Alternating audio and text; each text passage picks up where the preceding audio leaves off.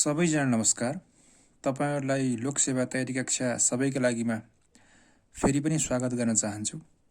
आज पनि म जीके सम्बन्धी विशेष अति महत्त्वपूर्ण तथ्य लिएर उपस्थित भएको छु। आज चाहिँ मैले नेपालको संविधान 2072 मा भाग 4 मा राज्यको नैतिक सिद्धान्त, नीति र दायित्व अन्तर्गत धारा 51 मा 13 वटा राज्यका नीतिहरू रहेका छन्। ती 13 वटा राज्यका नीतिहरू हामीले कुन टाइपले सम्झने भन्ने सम्बन्धमा यहाँहरु समक्ष प्रस्तुत गर्न जाँदैछु। कृपया हेर्ने प्रयास गर्नुहोला है त। नेपालको संविधान 2072 को धारा 51 मा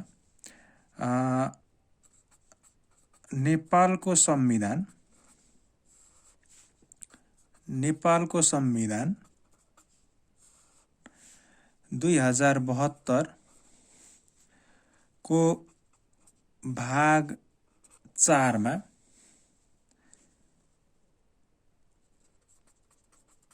धारा 51 मा 13 वटा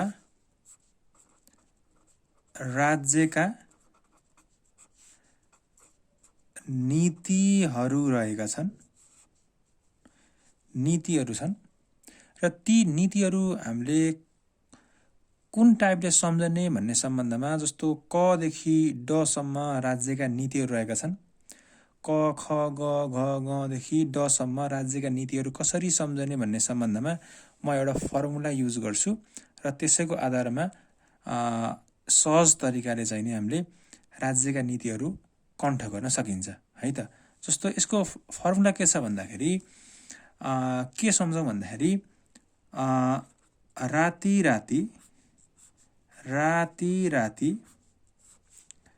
साँझ अँध्यारोमा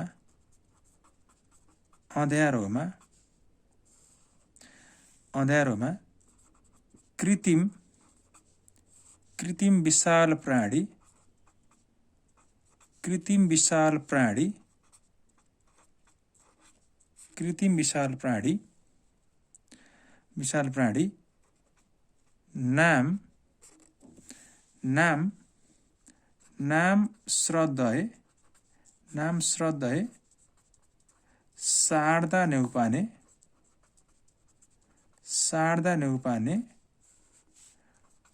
पढ्न आउँछिन् भनेको राती साँझ अँध्यारोमा कृत्रिम विशाल प्राणी नाम श्रद्धय शारदा नेउपाने पढ्न आउँछिन्। यदि तपाईहरुले यो सम्झिनु भयो भने 13 वटा राज्यका नीतिहरू क देखि ग सम्म के छ तपाईहरुलाई कण्ठ गर्न सक्नुहुन्छ। जस्तो यसमा हामीले कुन टाइपले जानी भन्दाखेरि सबै अक्षरको फर्स्ट युज गर्नु। जस्तो रातिको रा, साँझको सा, अँध्यारो अ, कृत्रिमको कृ, विशालको बि, प्राणीको प्रा, ना अनि श्र, श्रा, ने, प, अ यसरी गयो भने तपाईहरुले क देखि ड सम्म राज्यका नीतिहरू कण्ठ गर्न सक्नुहुन्छ। जस्तो के छ भन्दाखेरि राती साँझ अँध्यारोमा कृत्रिम विशाल प्राणी नाम श्रद्धय शारदा नेउपाने पढ्न आउँछिन्। अब कसरी गर्ने भन्दाखेरि जस्तो धारा 51 को उपधारामा क मा के छ भन्दाखेरि यहाँ रातिको रा छ। यो रा भनेको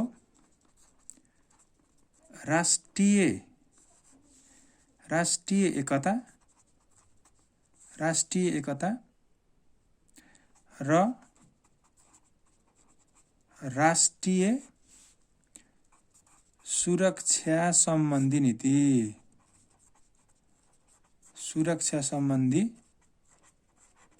नीति भयो है क मा राको। ख मा के छ भन्दाखेरि अर्को रा छ। यसमा के छ राजनीतिक तथा शासन व्यवस्था सम्बन्धी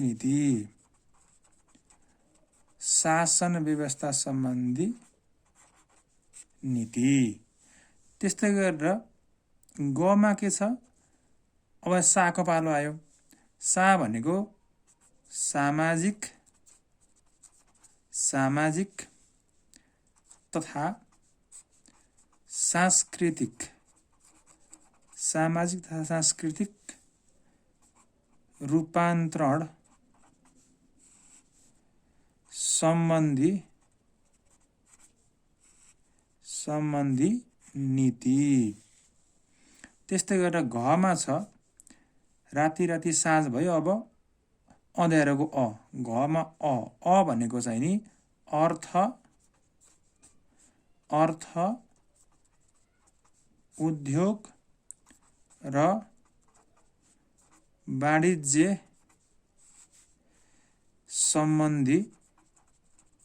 सम्बन्धी नीति। त्यस्तै गरेर ङमा अब यहाँ हाम्रो के छ, कृत्रिम छ। कृत्रिमको क्री भनेको कृषि र भूमि सुधार सम्बन्धी नीति रहेको छ। त्यस्तै गरेर अब चमा के छ भन्दाखेरि के आयो हाम्रो विशालको बी भनेको विकास सम्बन्धी नीति।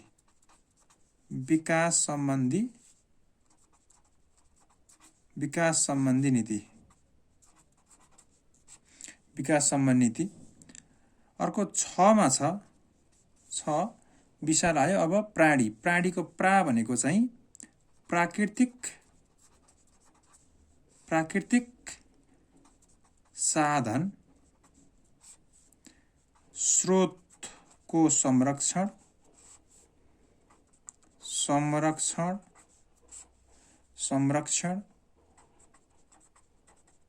संवर्धन सम्बन्धी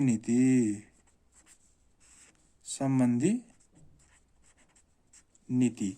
यसरी हामीले 6 सम्म युज गर्न सक्छौं। र त्यस्तै गरेर जमा छ, जमा प्राणी आइसक्यो। अर्को नाम भनेको चाहिँ नागरिकका आधारभूत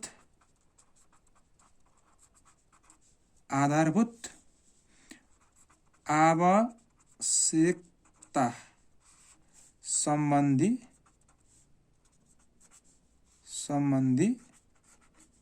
नीति रहेको छ। त्यस्तै गरेर झमा नाम आयो, त्यसपछि अब श्रद्धको श्र भनेको श्रम र रोजगार सम्बन्धी नीति रहेको छ। त्यस्तै गरेर झपछि यमा के आउँछ, श्रद्धको श्र आयो। अब शारदाको सा भनेको सामाजिक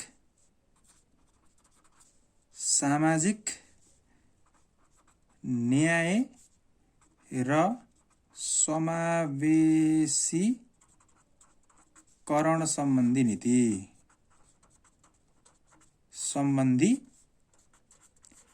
नीति रहेको छ।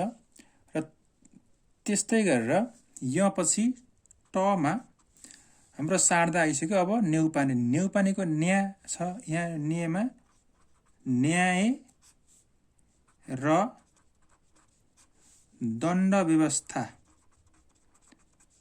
व्यवस्था सम्बन्धी नीति हामीले युज गर्न सक्छौं। ट पछि ठ के छ,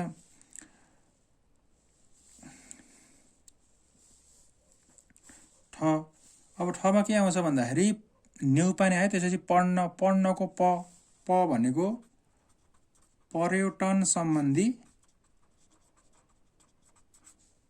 सम्बन्धी नीति। र लास्टमा छ लास्टमा ड भनेको लास्ट आउँछिनको अ भनेको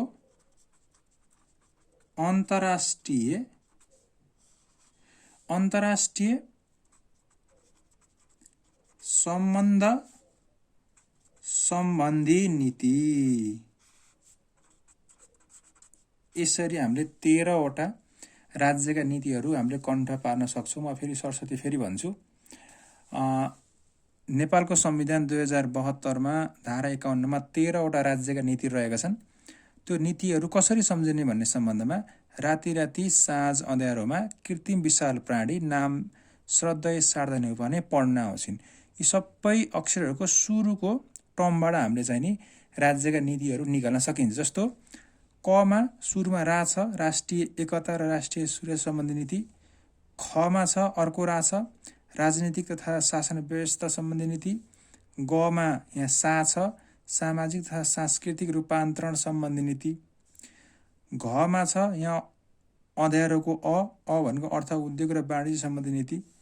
त्यस्तै ngमा छ कृत्रिमको कृ कृषि तथा भूमि सुधार सम्बन्धी नीति। चमा छ यहाँ विशालको बि विकास सम्बन्धी नीति। त्यस्तै गरेर छमा छ यहाँ प्राणीको प्राकृतिक साधन स्रोत संरक्षण सम्वर्धन सम्बन्धी नीति। जमा छ नाबाट नागरिकका आधारभूत आवश्यकता सम्बन्धी नीति। झमा छ श्रद्धेयको श्रम तथा रोजगार सम्बन्धी नीति। यमा छ शारदाको सामाजिक न्याय र समावेशीकरण सम्बन्धी नीति। त्यस्तै गरेर टमा छ नेउपानेको न्याय र दण्ड व्यवस्था सम्बन्धी नीति। र त्यस्तै गरेर ठमा छ पढ्नको पर्यटन सम्बन्धी नीति। र लास्टमा डमा छ आउँछिनको अबाट अन्तर्राष्ट्रिय सम्बन्ध सम्बन्धी नीति। यसरी हामीले राज्यका नीतिहरू हामीले कण्ठ पार्न सक्छौँ। पक्कै पनि तपाईँलाई सहजीकरण भयो भन्ने मैले विश्वास लिएको छु। अब नेक्स्ट भिडियोमा अरू नयाँ ट्रिक्स लिएर आउनेछु। कृपया हेर्ने प्रयास गर्नुहोला। धन्यवाद।